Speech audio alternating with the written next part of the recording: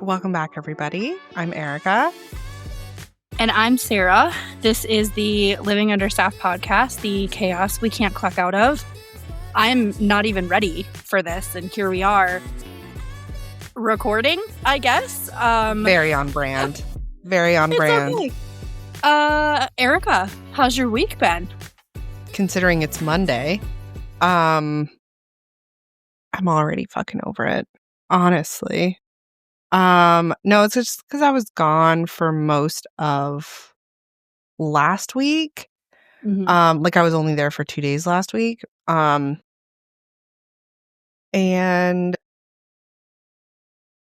I always think that I have everything taken care of and under control, and then I come back and there's like 14 people that are like, "Oh, good, you're back," and I'm like,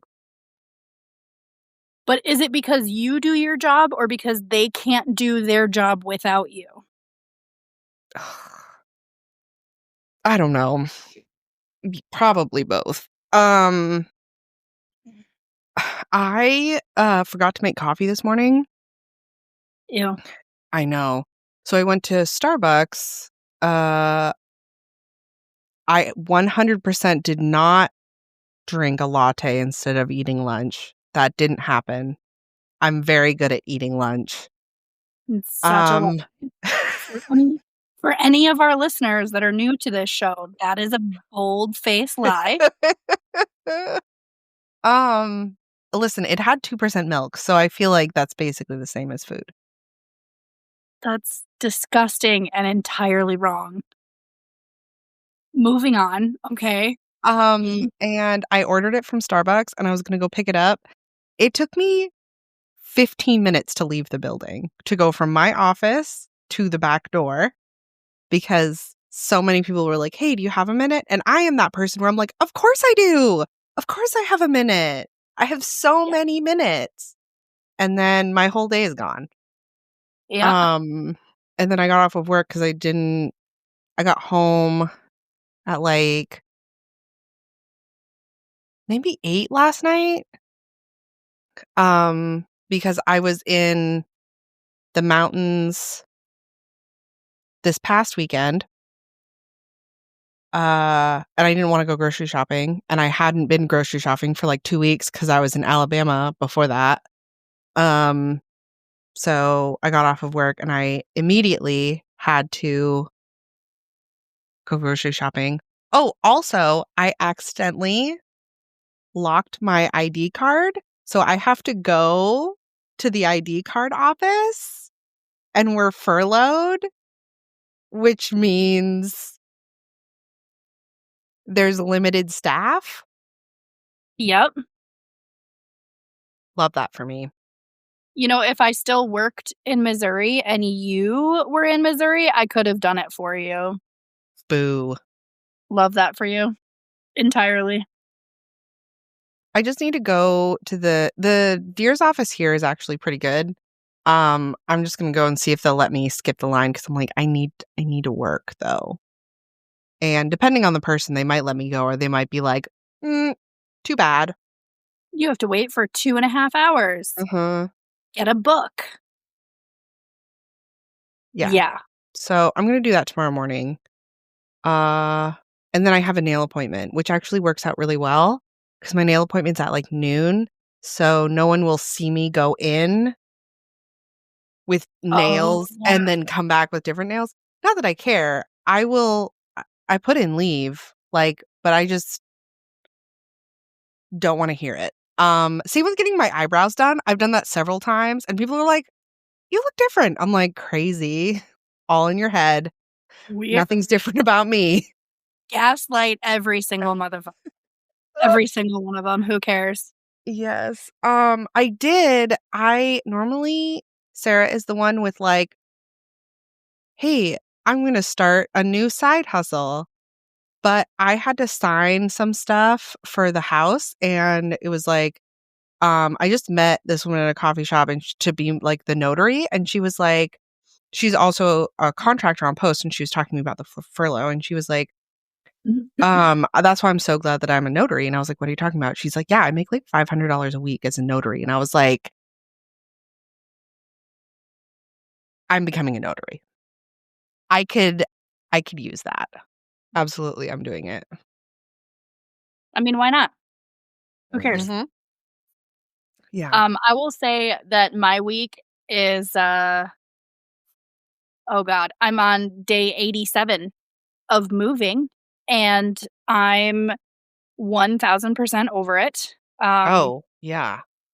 For those of you that are tuning in, I left Missouri last month, the end of Mm. last month, like literally 1 month, like 4 weeks ago.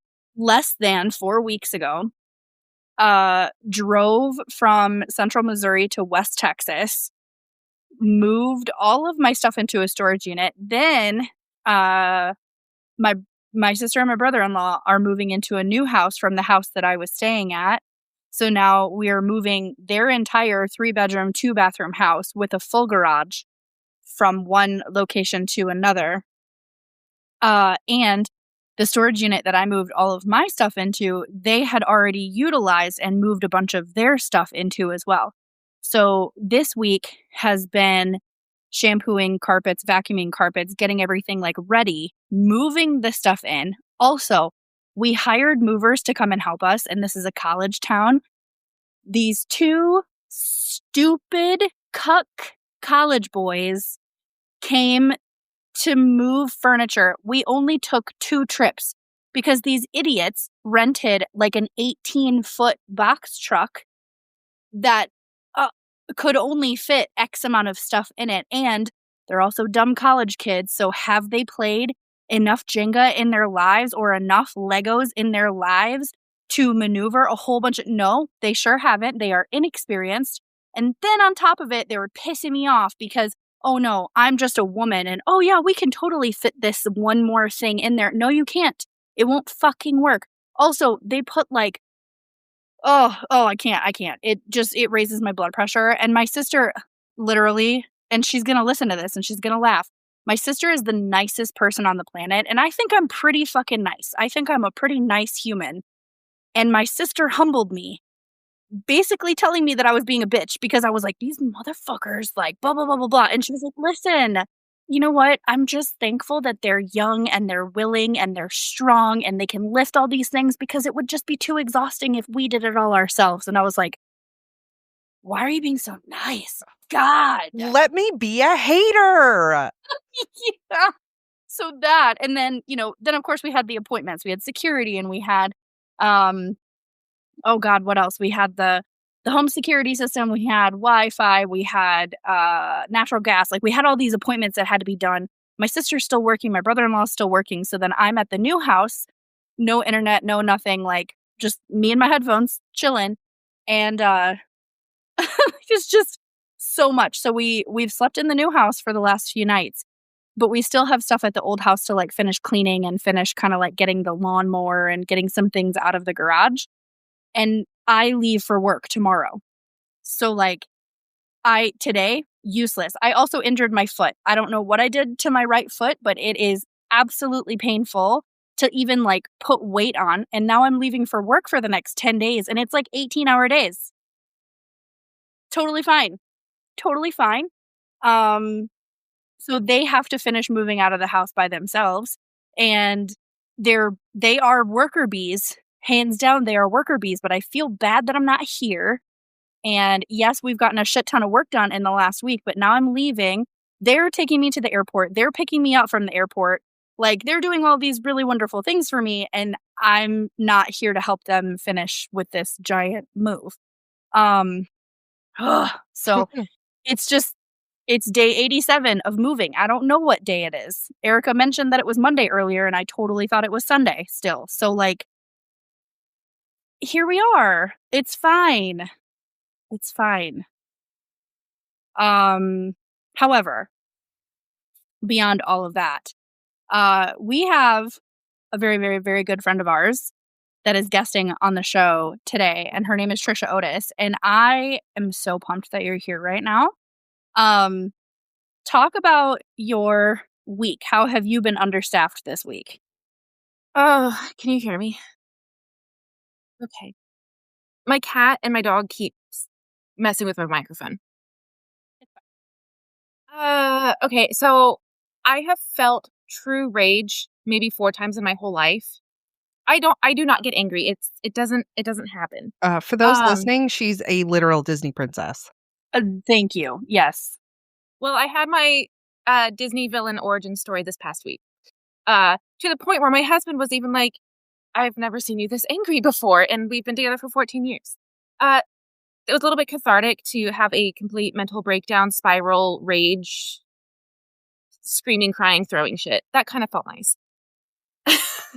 So that's fine. So I'm doing great. I was supposed to have my big surgery last week, right? It is a hysterectomy and excision surgery for stage 4 endometriosis. I've been waiting for 6 months for this surgery Yeah. because I have to have like a special fancy robot do it because I'm complicated. And then unfortunately the surgeon had a family emergency and I found out the day before. The amount of, so I have to be on bed rest for 2 to 3 weeks, which that's a whole nother, that's a whole nother problem. More power to you, because that I would be awful at that. I would be awful at that. I feel really bad for my husband. Yeah. Yes. But it was frustrating because I had already done like the tummy prep stuff, like the food prep things, and I'd stopped drinking caffeine 4 days before. Oh, that's just mean. That's just So I was like, mean. not having a good time. And then I didn't talk to anybody for like a day or two because I'm like, I'm not going to say anything nice right now. So like, and they were like, okay, I'm here for you. And then that like sent me into a weird spiral about like, oh wow, everybody hates me now because I don't ever feel angry. So when you feel an emotion you don't get very often, you just assume people hate you afterwards. Erica knows this very, very well. Very well. It's so bad. But, you know, things are fine. I finally kind of accepted it. Oh, and then I had like an asshole on Reddit. Oh, I saw the posts. I'm never posting on Reddit again. I've always just been a lurker there. Like, if I want to know, like, okay, what's the worst case scenario of X? I will find it on Reddit. Yes, correct. I was trying to post something positive, and apparently that resulted in me getting a fake 1-star review on Amazon. So, love that for me. It's fine. It's not, but, like, I've accepted the, like, shitty week that has been this last week, and it is what it is, you know? I'm sorry. So That's brutal. What was the positive thing you were trying to post? I don't remember. Oh, yeah, it was in the self-publish subreddit, and I just shared, hey, I sold out of my book at my launch party for my debut novel. Here's a few things that I did. I didn't promote, like, you're not supposed to promote in a lot of subreddits. So I didn't share my book title. I didn't share anything. In my bio on Reddit, it does have, like, my name and then the title of my book. So this asshole had to go onto, like, into my bio, then look me up on Amazon, and then left a bad review because he was in the, like, thread thing a lot. First of all, it popped off, and I'm like, can my TikToks or Instagram go viral, not some random Reddit post? Like, Please, can I yes. transfer that? I was trying to post, here's how I did it to bring light and love, and like in a, hey, you can do this too. And a few people just decided to look up my book on Amazon, find my sample, like you can read a sample of people's books on there, and they read it, and then this person decided to start bashing my writing, saying it's terribly written and it's very repetitive, just laying into it, and then took that exact verbiage and then posted that gave me 1-star review on Amazon. First of all, they could have at least bought your book. Yes, if you're gonna give me a 1-star review, like, give me at the least money give me first. money. Or like KU reads. Yeah, entirely. But I'm like, I don't care if I get a 1-star review if it is authentic. Yeah. If it's warranted, do it. It's the same thing for the podcast. If people say that, okay, great. Then that gives us like a learning curve. Like, okay, there's things that we can improve. But yeah, that's just hateful bullshit. Yep. I'm like, sorry, you're just jealous and you hate your life. Yeah.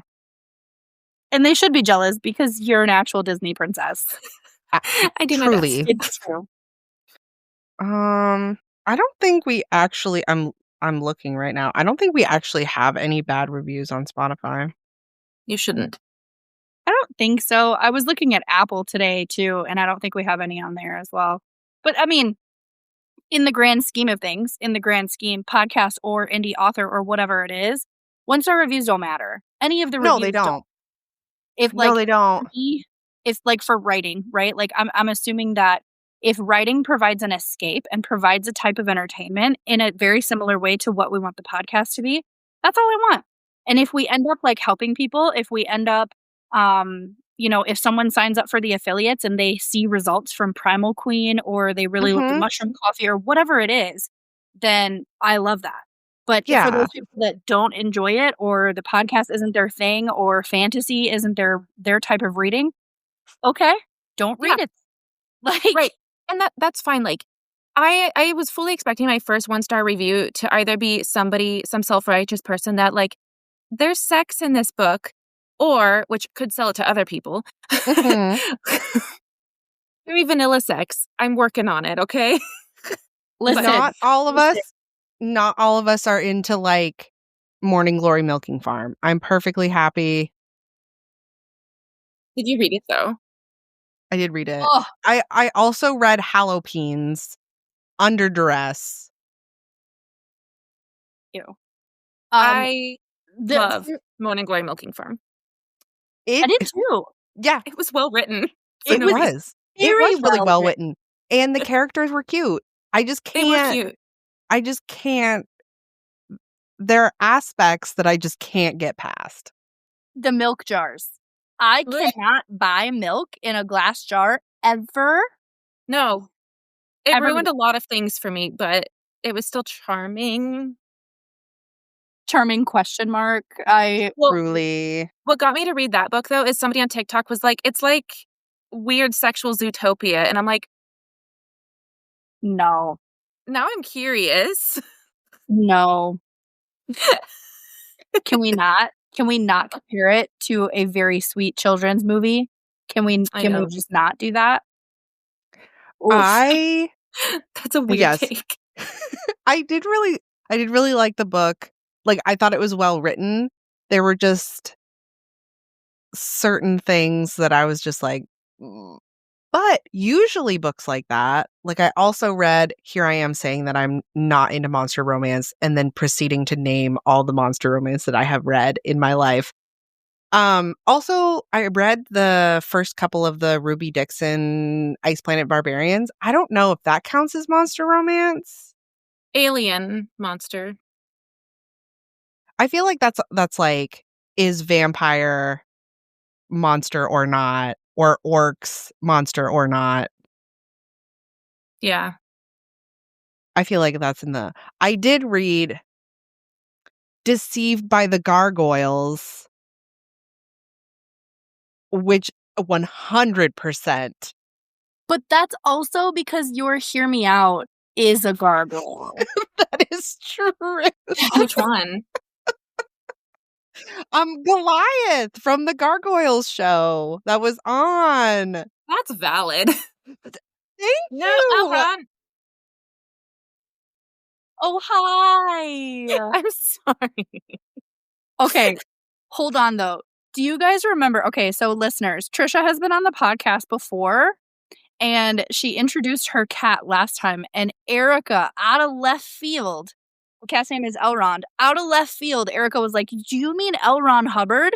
I'm so proud. Like, I'm literally so proud at, like, that just coming out of left field, and it was excellent. But that's Elrond.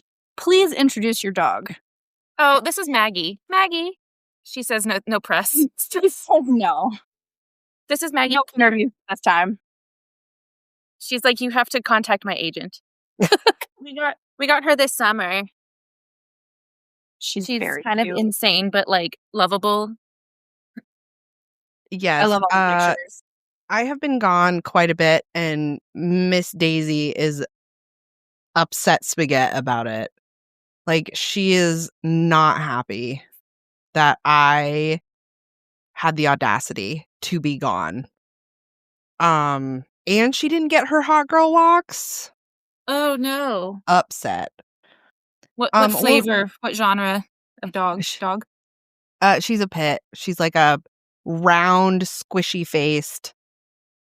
Exactly. She looks like a marshmallow with a wrinkly face. I love that. And some polka dots. Mm-hmm. That's so cute. She's very cute. The problem is that she will only poop if the vibes are immaculate, so it's a process every morning. Either that or it's the living room floor. So I'm like, love this she has for me. standards. Truly. So she was happy. She had a good time. She got to sniff all the things. So necessary. Yes. Yes. Did it take twice as long as it usually does? Also, yes. Also, yes. So let's reel us back in. Excuse me for 1 second. Oh my god, that's so weird. It's so pretty. It's so pretty. So pretty. I have been very excited about it. Also, if you guys go to our socials, we did post an unboxing video of this book. Look at this cute ass sticker. Thanks. Oh my god. I have to figure out where to put it to like really show it off. You know who that is, right? I love that in the very beginning, you're like, nothing happens to the dog. I'm like, thank you. Yeah. Correct. Yeah, so I drew that. Raikou was my golden retriever of 14 years, and he passed away in January. And I shut down the whole month. I did not care about anybody or anything. And like my therapist pointed out recently, she's like, the only time you cry in therapy is when you talk about your dog. And I'm like, yeah, because he's like 10,000 times better than humans. Yep. And he was already, because I started writing this 3 years ago, and he was already in the book just because I'm like, cute puppy, you're now in my book. Congratulations. Obviously. There is a part in the book that I wrote. It has nothing to do with the dog in the book, but I wrote the week that he died. I was writing in the book. Mm-hmm. So you get a front row seat to all of my lucid depression thoughts through the main character. So congratulations. I mean, I do love that in a book, though. I do too. I mean, says Erica, who doesn't actually display said emotions. Of course, she would love that in a written form. Truly, it's my favorite thing. I'm currently reading Wide Sargasso Sea, and it's so sad. It's magnifique. Well, and it's weird because, so this is ironic, I think, that I can't journal. I've tried journaling my whole life. I don't remember. My ADHD is like, oh yeah, we journal. We're going to hardcore journal for like 2 weeks, and then I lose it or I never look at it again. And I'm just like, oh, okay, that was a cool like 2-week phase. And my therapist has been telling me for a long time, she's like, you're a writer. You should be comfortable journaling. And I'm like, I don't really want to put my thoughts and feelings on paper because then that makes it real. And then I actually have to work through them. Thank you. And that's really scary. But then I started finding while writing this book, I forced my main character to go through parallel situations. Mm-hmm. And I worked things out through her, and the interactions that she has with other characters is what I either wish people had said to me in hindsight, or I got to finish conversations with people that I would never get to finish. And then maybe later in some books, I might kill some people, but that's a whole nother thing. I mean, you're still getting your emotions out. That's the whole point. Yep. You scorn me, I might kill your character. While we're on this, explain what the book is about. Daughter of Broken Light. Explain the story. I don't know. No. So Daughter of Broken Light, it is first-person point of view, high fantasy, and it follows the story of Idriel, who is the heir to the House of the Sun. And every 5 years, there's supposed to be what's called the Stone Summit Ritual. Every single house, and there's 5 or 6 houses in the land of Terethus, they are supposed to bring their stones, gifted to them from the gods and goddesses, to recharge their stones to keep prosperity, happiness, all that stuff in the land. Well, she is supposed to do the Stone Summit ritual. Her parents disappeared, so they are delayed on doing the Stone Summit ritual. The story takes place right before the Stone Summit ritual, and they have all the head leaders, like there's a big ball happening, like all that stuff.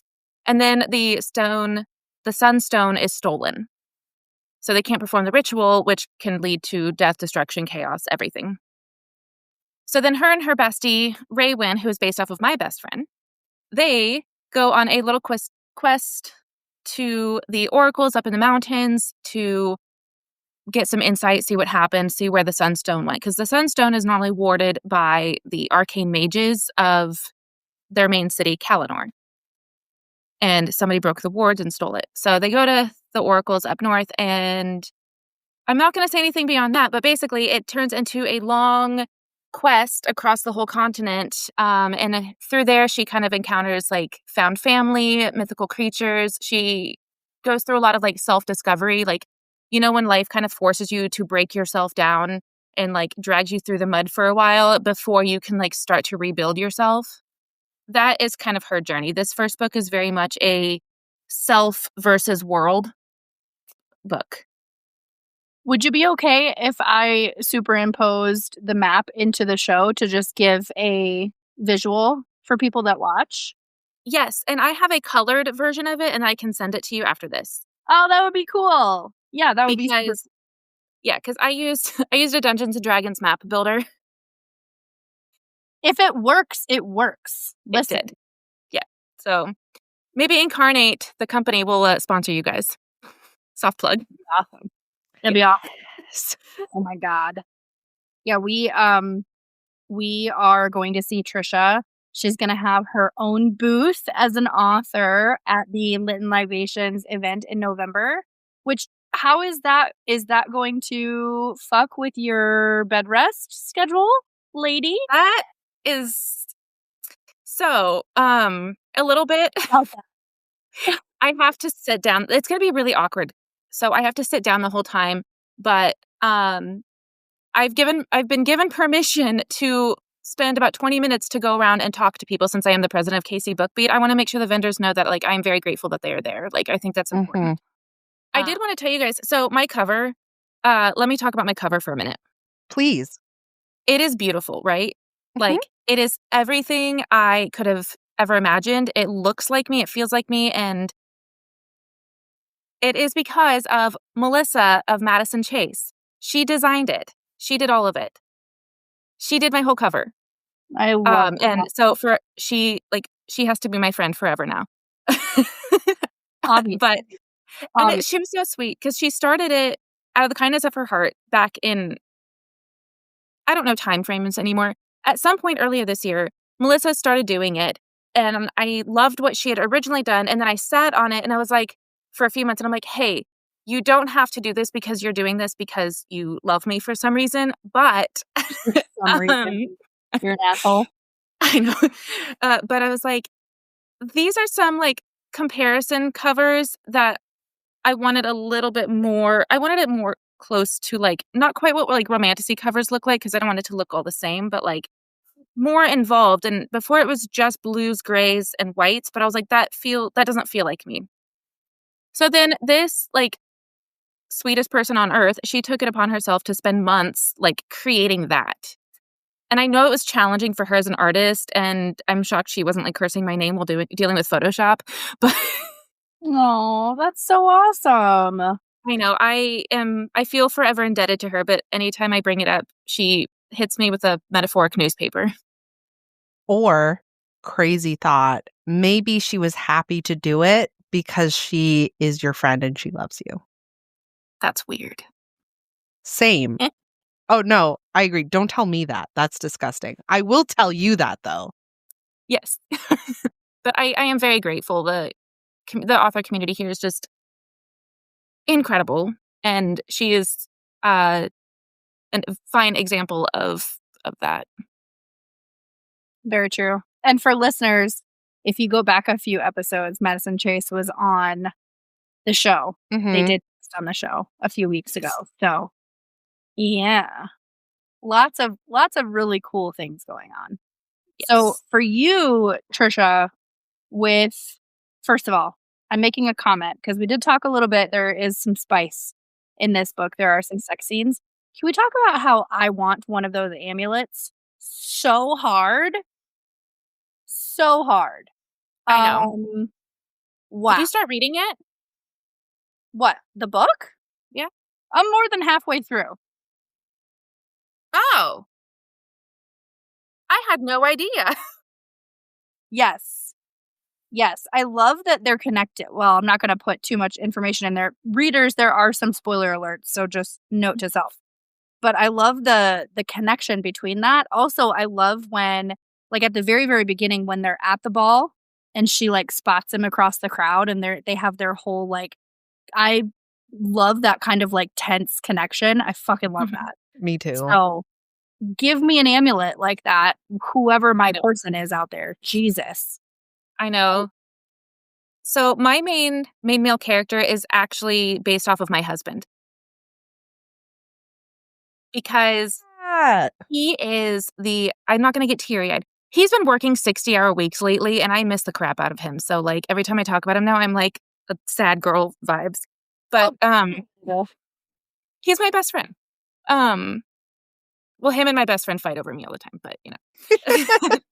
But he's a lot more reserved, and so he just, like he's that guy where, like, oh my god, my wife is, like, having a psychotic breakdown, but he just sits in the corner and just, like, lets me cook, and then hands me coffee, and then is just like, "Do you want me to fix this, or do you want me to, like, help do you want me to just vent to you? Like, what do you need from me right now?" And I'm like, "I just need you to, like, run away with me into the woods," is usually the answer.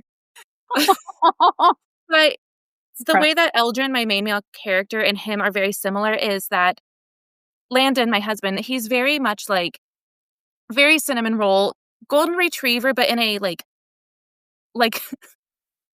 an old golden retriever way where he's very friendly, he wants to be helpful, but he's a lot more reserved. Aww.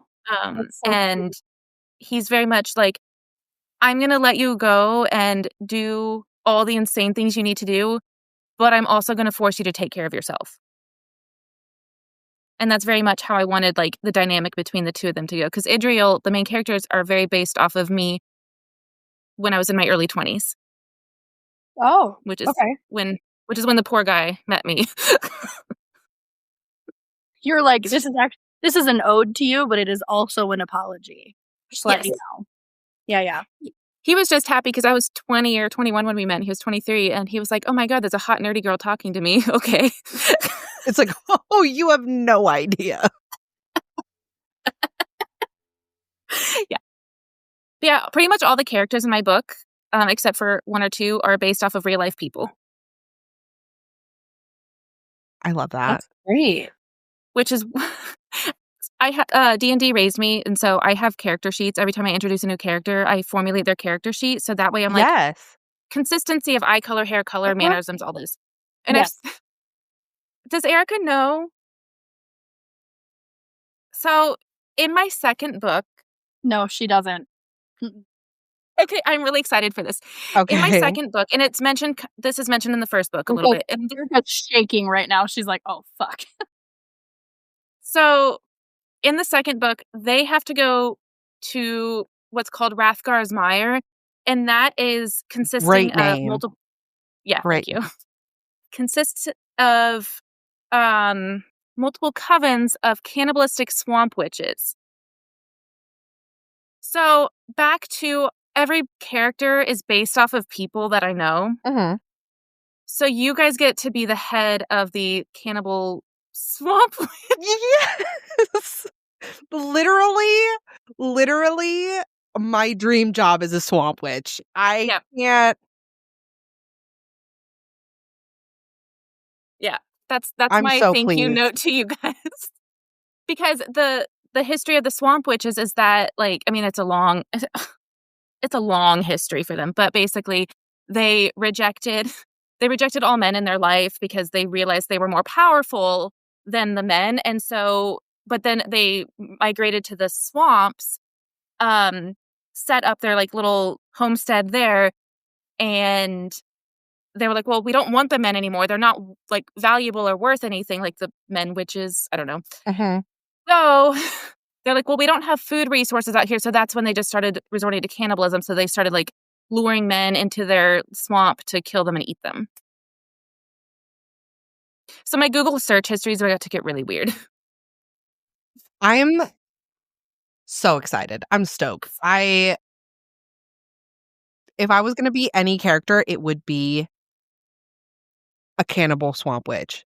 Yeah. So I'm pretty sure that maybe for an upcoming Halloween, we have our own like costumes made.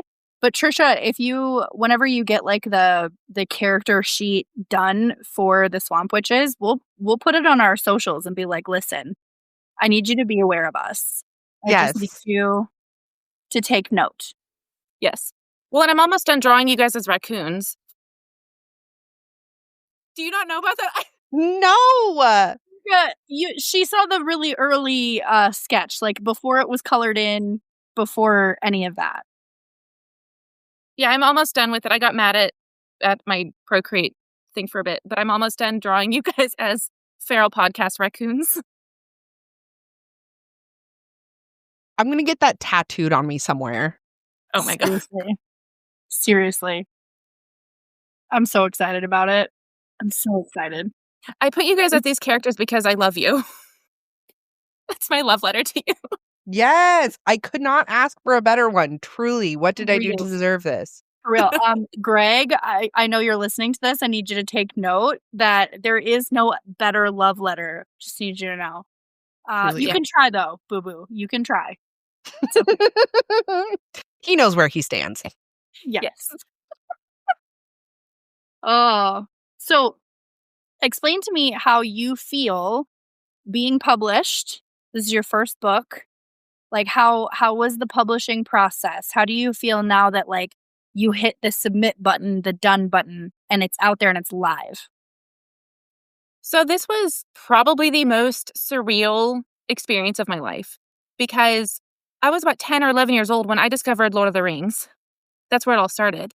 And between that and then I always had a love for reading when I was a little kid. And believe it or not, I used to be more introverted. Like I didn't talk to people when I was a kid. I know, weird. And so I just fell into books and that's all I did. So between that and then discovering Lord of the Rings, my brain was opened up to fantasy. So this is literally a 25-year-old dream. That's awesome. It's beautiful. Hold on. I'm 35. It was a 10-year-old dream. Yeah, the maths. Okay, sorry. That was weird. Your dream has a fully formed Frontal cortex. It does. Yes. It can rent a vehicle. But yeah, so yeah, it's been a 25-year-old dream of mine to write a book, and not many people get to say that that they fulfilled a lifelong dream. And to be honest, I never thought I would because for a lot of reasons, I grew up always feeling the black sheep. I was just kind of an emotional tragedy all the time. I never felt like I belonged anywhere in life. And so books obviously became my big refuge. And then I discovered fan fiction websites in like 2003. And that helped me writing Lord of the Rings fan fiction. And for some reason, I wrote Scooby-Doo fan fiction. I'm not really sure why. That was a weird... We love a mystery. I was like 13 years old. Maybe it might have been a collab with a friend. I have no idea. It's dead on the internet. But then like obviously Zanga helped me with like journaling. But then honestly, what really pushed me towards writing a lot more and getting better at writing was in 2004 to 2008 or so. I was really active on these role play servers called Gaia Online. Yes. Yep. But I was in I've always been a book and literature snob. If you ever talk to me about like dissecting like literature, I get really pretentious. And I know it. I try really hard not to, but it just happens. Same. I blame my mother for exposing me to her college literature classes when I was in 7th grade. It's her fault. Ooh, yeah. That'll do it. That'll do it. But on this forum, Gaia Online, they had roleplay forums that were like the theme was like you're in a tavern, or like people owned like roleplay taverns or whatever. But it was like captioned literates only. And the threads had rules to where you have to type minimum of 3 to 5 sentences, or like minimum of 3 sentences, full punctuation, full grammar. So it actually was more like improv writing.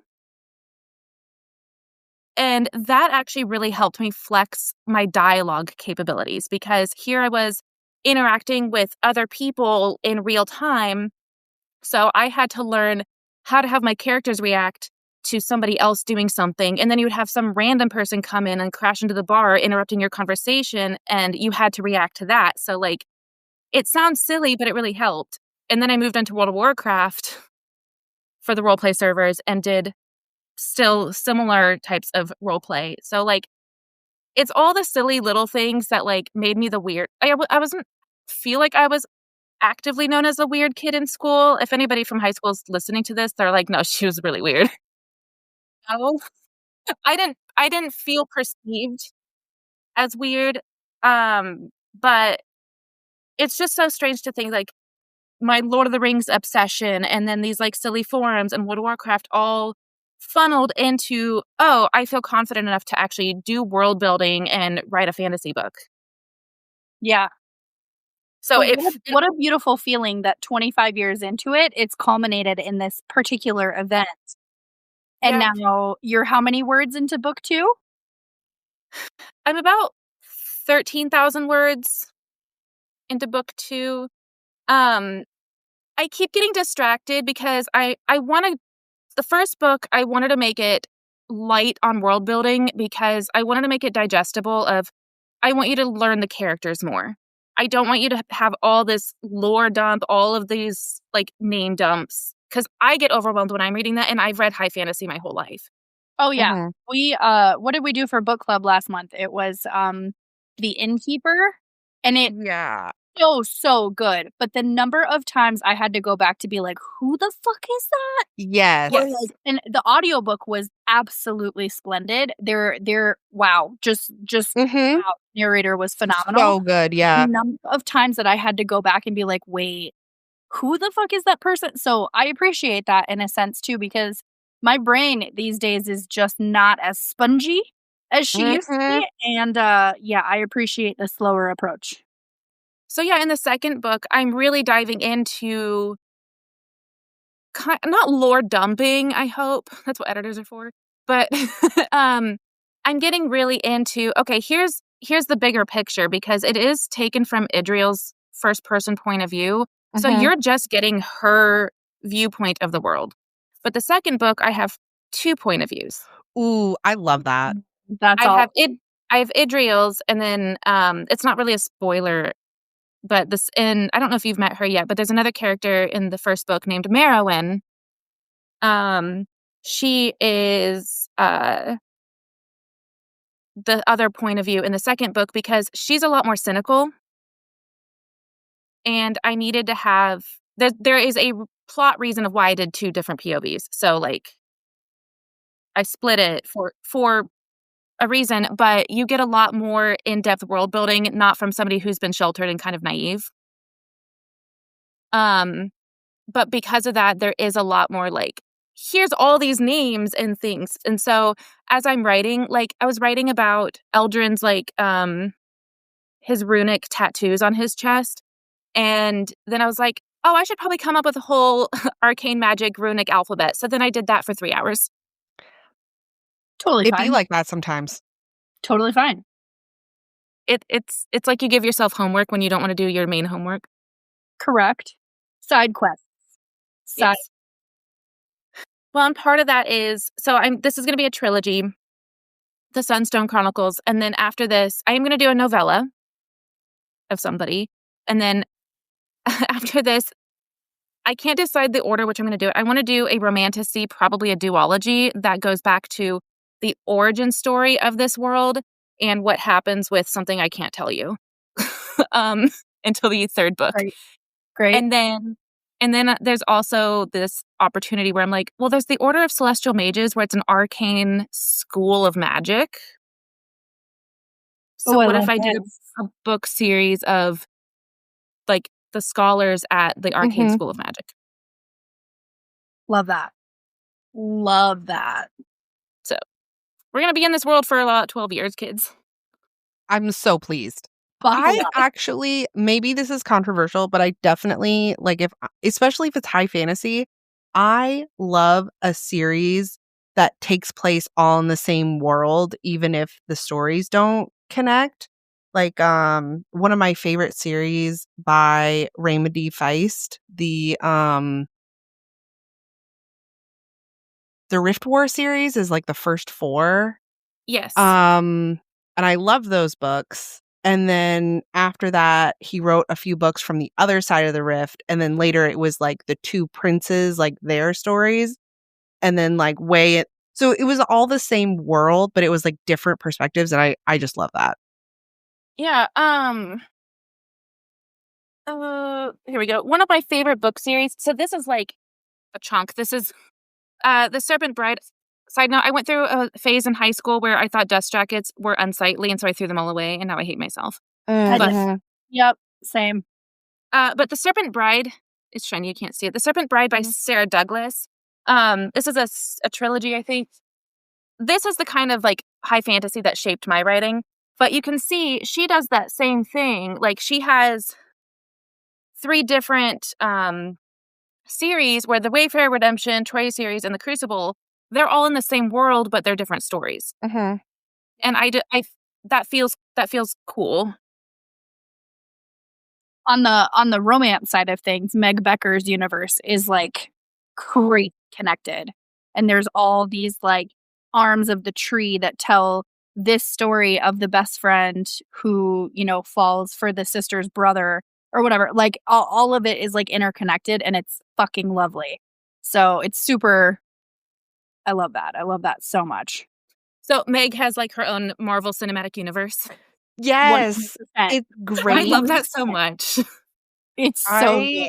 One of my absolute favorite moments when I'm reading a book is when I'm reading it and I read about a character that was in another book and I'm like, and then you remember it and you're like, oh yeah. Oh yes. Yeah. Yes. Top. Yep. Top. It's the best feeling. So that's really cool that you have this plan already. Yes. To do things. So in a sense, because the book that I started writing, which to anyone listening to this, no, it's not published. Eat a dick. But it will be one day. Give yourself some credit. So the goal for that was to publish a few years ago. Life happens, like that's pretty normal. But my therapist, that was the suggestion from her amongst the journaling and the gratitude stuff, that she was like, the things that you've been through, the trauma, the depression, the anxiety, like whatever it is, why don't you write about it? Like, why don't you tell stories about it? Or why don't you do this? And I'm like, that's stupid. It's not stupid. Like what I started turned into like a romance, like spicy romance type of genre. But basically at the end of it, it's like this coming of age type of thing. So it's like, here's the traumas and here's the depression and here's the ADHD and the anxiety and here's all of the things that are like the embodiment of me. But then I'm going to add in these details of like different people that I met along the way and different things, all with different character names and stuff. But it's all that inspiration of like things that I've been through, things that I've witnessed, things that like you put on paper that you've never really told anybody before, but because it's fiction, you're like, it feels safer. It feels way safer. And it is a very, very beautiful creative outlet. So the fact is, mine is not published. You have done the work, and there is a physical fucking copy in my hands in Texas right now. And it's awesome. It's awesome. Also, for those of you listening, she totally signed mine. And I'm... Yes. Yay. I practiced my author signature so much. As you should. Yeah. As like- you should. Well, and then a few other people were like, oh, make sure your signature is different than what you sign your credit card statements with. And I'm like, I would have not even thought about that. Yeah. I know, I'm like, have fun stealing my cards. There's nothing on there. Like, good luck. I feel it. I feel that in my soul. Well, and a really healing moment for me was, so my launch party. Can I talk about that? Yes. Please do. Please. Yes. Okay, so first of all, I was having, the last 2 months have been absolutely nutters, chaotic, just with like 10,000 things all happening all at the same time. And so there came a point where I was no longer enjoying the idea of launching my book. I just was like, I just want to get through it. And then my friend Lauren View, who, plugging her, she owns the Wild Marigold. She's amazing. She's incredible. She made it her life mission that week to make sure that my launch party was everything little me dreamed of. And I'm going to cry because being loved by people is weird and like uncomfy. But my launch party was at Main Street Coffee in Independence, which that coffee shop is so emotionally important to me because when I first moved here 14 years ago, that's one of the first places that I found, and I didn't know anybody here. And so that became a safe place. And then the game store, Game Cafe is around the corner. And so like my husband and I spent so much time there, and then we got engaged on the square, and like Tristan was practically born on the Independence Square. Like it's been so much of our life. And so I wanted my launch party to be there. And then the manager, I've known her for a very long time. So she was just really happy to have me there. Also, when I have events, most of the time I draw a crowd somehow. So like, she's like, Hell yeah. So it helps the coffee shop. But what was really surreal to me is almost everybody that I could have imagined being there, that was capable of being there, was there. And it wasn't just the Casey Book Beat people or people I've met in the last year. It was people from all different parts of my life over the last 14 years. Like, they showed up, and I sold out in like the first hour. I brought 30 copies of my book, plus I had 20 pre-orders that were like pickup. So I sold out in the first hour, and I was like, you can order it online on my website. And then I still had orders trickling in, which was great. And obviously the sales and selling out was like fantastic. But what felt really great is that was the first time in a very long time that I felt like I am me.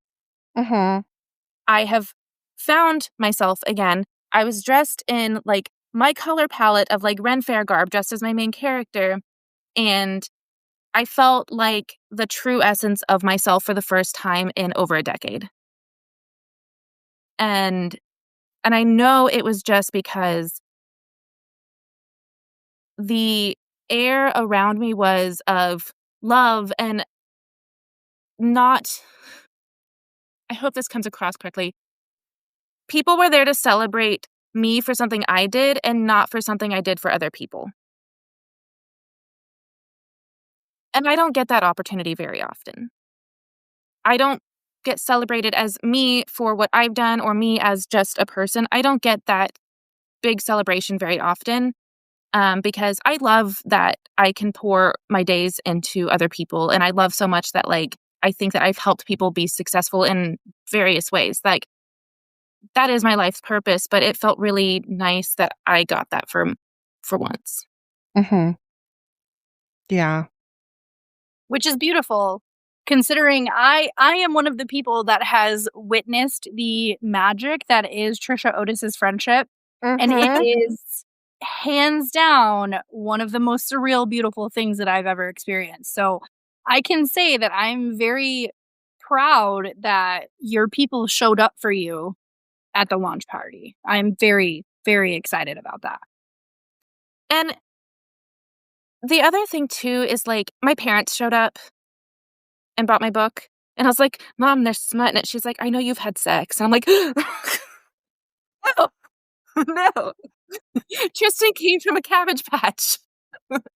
But and then I shipped off copies of my book to Texas, where my brother and sister-in-law live, because they bought copies.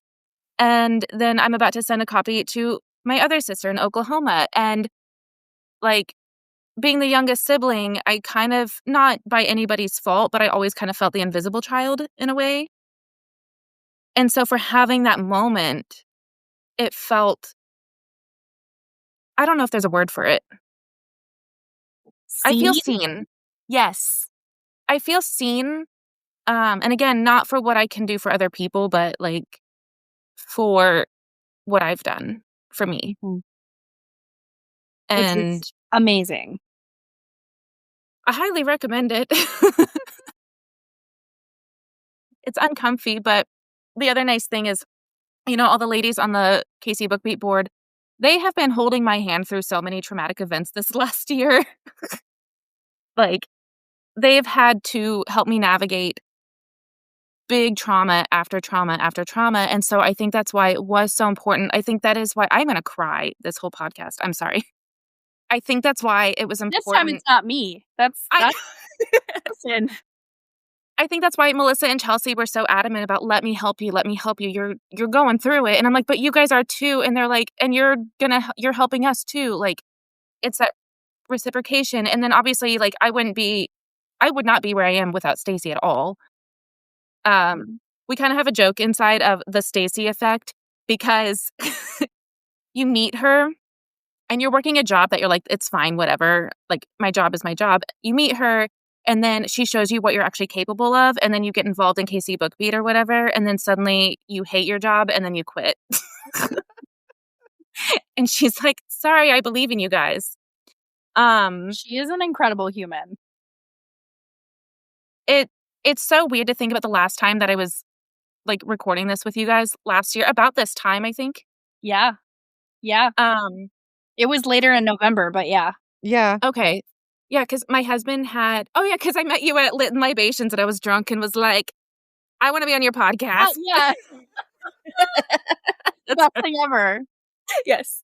But yeah, it was a few days ago, a year ago, my husband had brain surgery, so I was at Lit Libations, like, just trying to survive, like, working my full-time job, and, like, doing Lit Libation stuff and raising my kid. Like, everything was just bad. Like, and I hated every part of my situation because it didn't feel like me.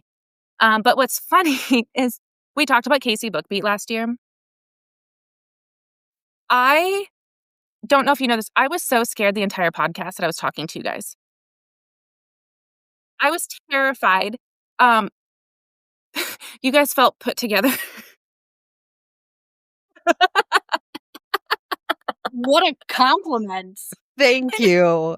By the end of the podcast, I knew better, but like, but you guys were doing the hard thing while living challenging lives. And I'm like, oh, maybe two things can exist at the same time. Mm-hmm. I can go through something really positive while also going through really shitty things.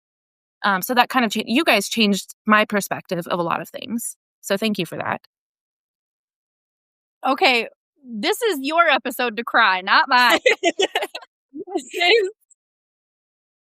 But, and then at that, it's also funny because I went back and listened to that podcast episode. I'm like, I am not that girl anymore. Because you guys were asking me questions about KC Bookbeat, and I'm not going to lie, I had no idea what I was doing. I was so confused all the time because Stacey's the first person who ever was like, hey, she's very direct, but not like open direct, if that makes sense. So where she could see the value in the skills that I had, but she didn't tell me what those were. Mm-hmm. She just told me to go do things that utilize those. But at that point, I didn't think I brought any value. And so I was talking to you guys that whole time about KC Bookbeat, and I was like, I hope I'm not lying to them. I don't know what I'm talking about. I don't know anything. You didn't. You were fine. You did great. Fine. I mean, I talked to Stacey recently. She searched up our messages back and forth about that same time, and she was like, "You're not that unconfident person anymore." And I'm like, "That's so weird." So, since we're on this fucking topic, can you tell the people, whoever is listening to this, last year, Stacey's position with KC Bookbeat was... Oh, Stacey's? No, I'm sorry. Oh my God, what an asshole. Trisha's position with Casey Bookfeet last year. Wow. Yes. So You're this right. time, Totally put together. You're right. Mhm. yes, this time last year, I actually was the community outreach coordinator. And then after some unknown time passed, and then I became vice president.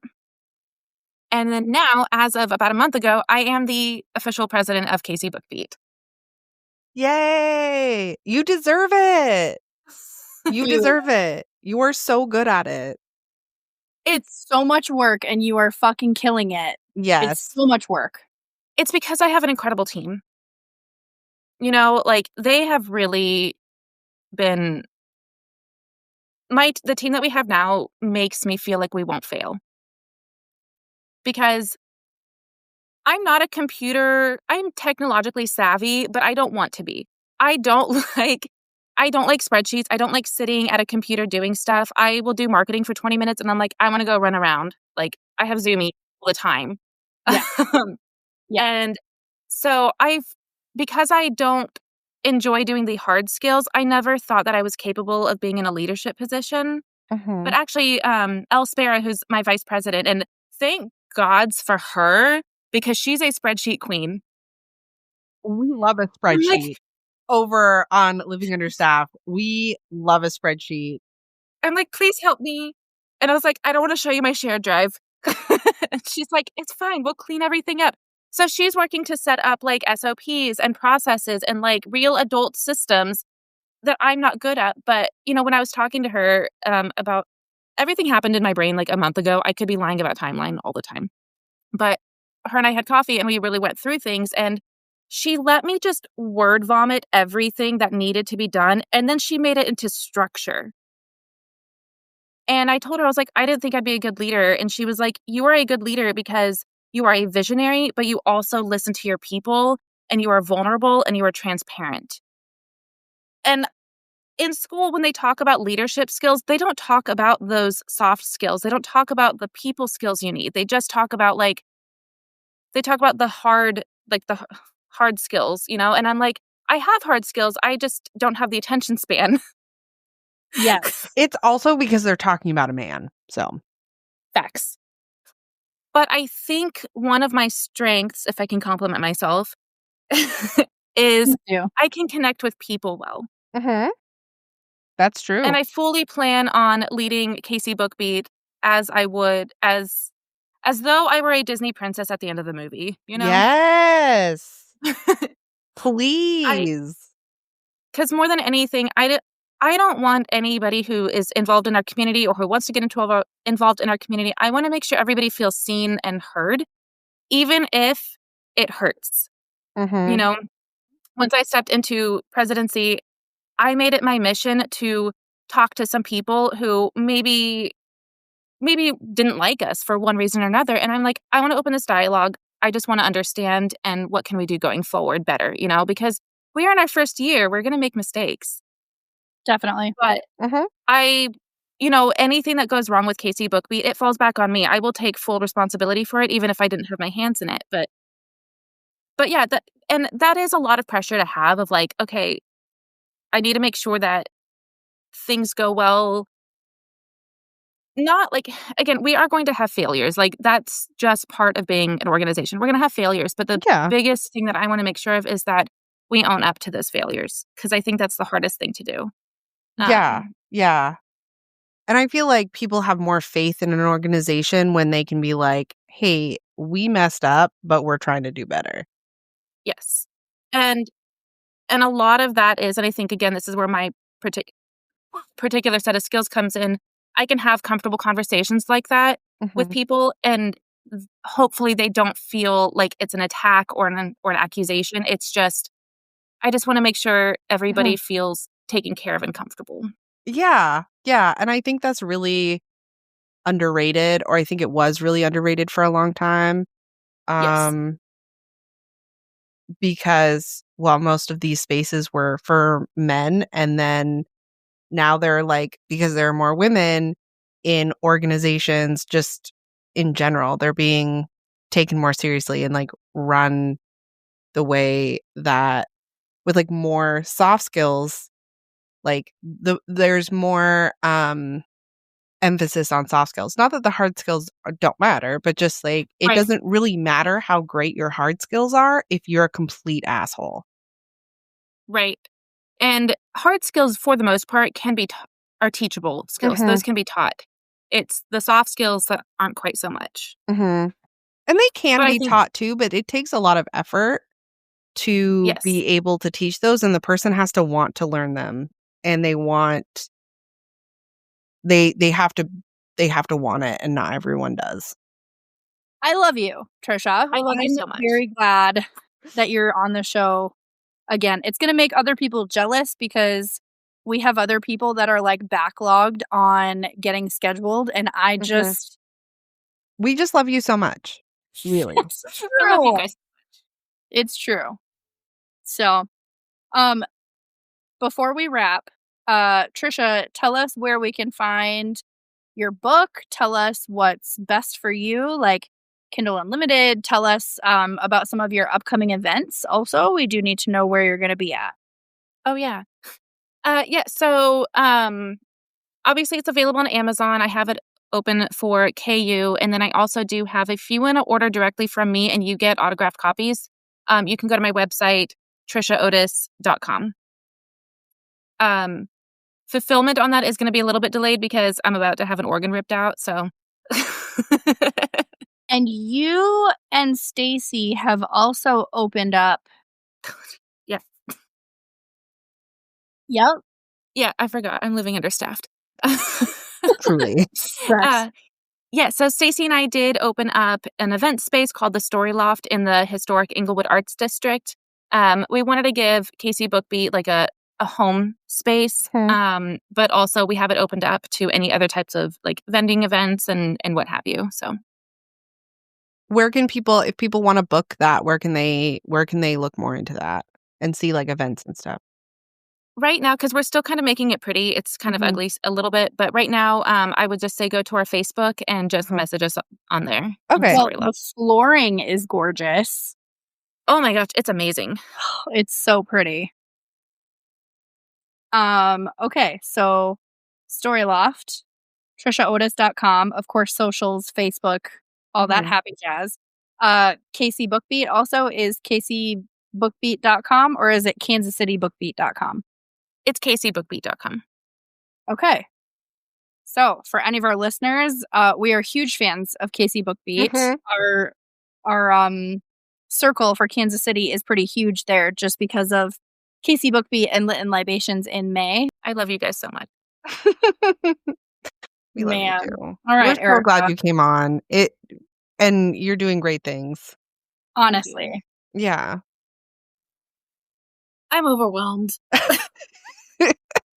Yep. That's okay too. Both can be true at the same time. I'm honestly looking forward to an anesthesia nap on Thursday. But you did say that your therapist said that probably wasn't a good thing. But I don't care because that sounds phenomenal. Oh, yeah. Do a 2-for-1 special, like a couple's massage. Let's go. I'll hold your hand while we fall asleep. Listen.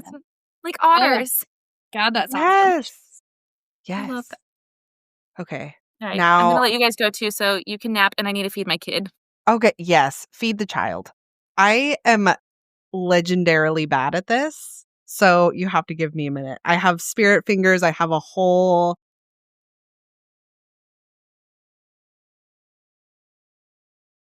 That's it for us, everybody. Thank you so much for listening.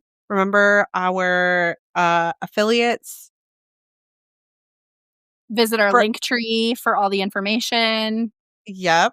Our the OG Forever Storage, Everyday Dose, the Mushroom Coffee, and Primal Queen, which are the supplements. Our book club, all of that information is also going to be in the link tree, and it's on our Discord, and it will be in the show notes. Our Discord is poppin'. Please join. We love it. We love everybody in it. It's delightful. We share pictures of our dogs sometimes. It's pristine. We love it. Thank you, and we love you, and without you, we would be potting into the void. That was a journey. That was excellent.